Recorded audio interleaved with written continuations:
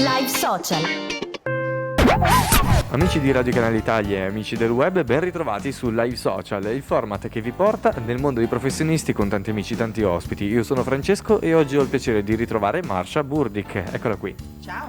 Allora Marsha, oggi affrontiamo sempre il discorso dell'apprendimento in inglese e facciamo un focus un po' sull'insegnante, che sicuramente è veramente un ruolo cruciale per l'apprendimento di una lingua.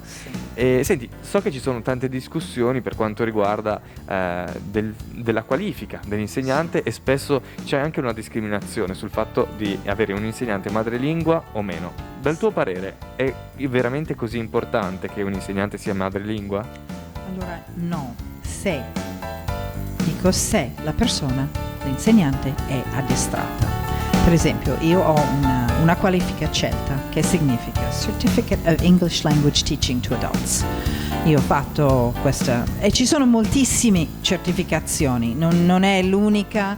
Una certificazione TEFL, Teachers of English as a Foreign Language, TESOL, Teachers of English as a Second Language, più o meno è così. Okay. Forse ho sbagliato. Beh, comunque è vero, ci sono tantissime qualifiche, tantissimi titoli ed è bello che sia così regolamentato, perché sì, è davvero regolamentato. Assolutamente il linguaggio, cioè l'insegnare una lingua è un aspetto molto delicato, molto importante. Allora, tante persone pensano che tutti i madrelingua sanno insegnare e non è vero. Magari sanno sicuramente parlare e usare la loro lingua, ma insegnare l'inglese come seconda lingua o insegnare una seconda lingua è diverso dall'impararlo come lingua madre. Ma certo, io non credo di essere decisamente portato a insegnare a una persona che non ha mai parlato italiano la mia lingua.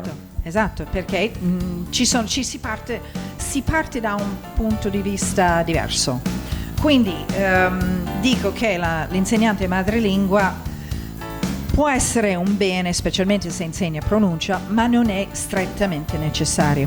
Prima parlavamo di discriminazione. Ci sono tante persone che fanno stage all'estero, anche di un anno, ragazzi che vanno in Scozia, in Inghilterra, negli Stati Uniti, in Australia, imparano l'inglese perfettamente, tornano e poi magari si fanno questa certificazione per insegnare, però hanno difficoltà perché hanno un nome italiano.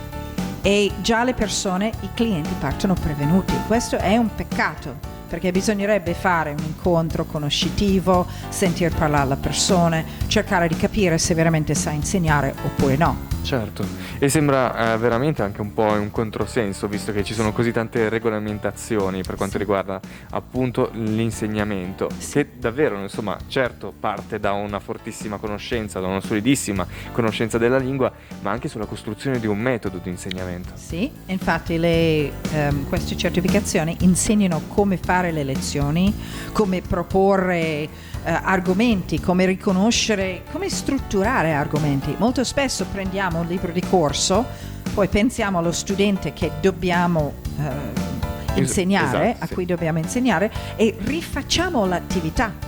Cioè tralasciamo alcune cose nel libro, tiriamo fuori qualcosa che c'è bisogno. Cioè, imparare ad insegnare è fondamentale, non può essere improvvisato. Adesso ti faccio una domanda un po' dall'altra parte magari. E per quanto riguarda invece la pronuncia degli insegnanti non madrelingua, possono comunque avere un impatto molto positivo rispetto a un insegnante invece madrelingua? Allora, se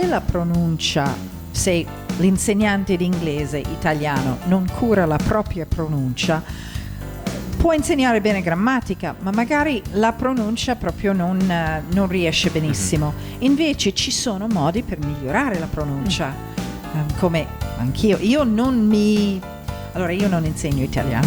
Certo, ok. Ma se insegnassi italiano, per dire, farei molte esercitazioni con le coppie minime, che poi ne parliamo. Certo, va bene. Però questi modi di fare pratica della pronuncia, che come uno sport ogni giorno si fa pratica, portano a un miglioramento. Assolutamente, si può comunque imparare una buona pronuncia, Certo, quindi insomma assolutamente sì, si può imparare una buona pronuncia. e adesso magari tra un attimo magari mi racconterai un pochino come Sì. fare per migliorare, perché la mia davvero è quasi inascoltabile. A questo punto non mi resta che salutarti, salutare ovviamente gli amici che ci stanno seguendo. L'invito è quello davvero di rimanere con noi, perché torneremo presto per altre chicche e altri tips ovviamente. Quindi rimanete sintonizzati su Live Social Radio, Facebook, Instagram e qui su YouTube, e ovviamente anche sui contatti social di Marsha, su LinkedIn Marsha Burdick e sul sito www.burdickcommunications.com. Ci vediamo presto, Marsha. Ciao. Ciao. Ciao. Live Social.